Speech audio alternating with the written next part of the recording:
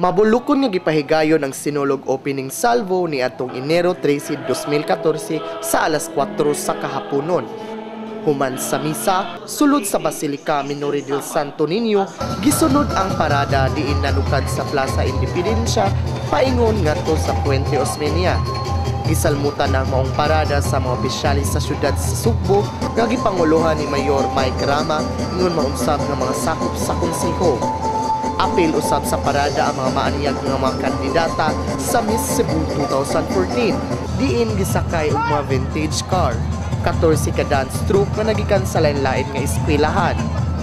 Kini naglakip sa University of San Carlos, University of Southern Philippines Foundation, University of San Jose Recoletos, Salazar Institute of Technology, Cebu Doctors University, Southwestern University, Mandawi City Science High School, Cebu Technological University, Visayas State University, Cebu Institute of Technology University, Cebu Normal University, ug Abilianan National High School.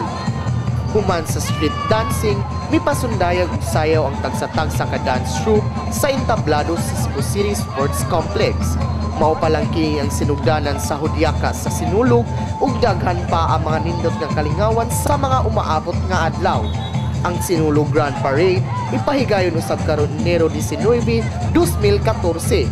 Diin salmutan sa nagkananlain nga mga contingents nga nagikan sa lain usab nga probinsya. Angay usab at nga ng float sa Cebu Provincial Capitol, diin nirehabilitasyon ang tema human ang bagyo nga Yolanda miigo sa miyahanang bahin sa Sugbo.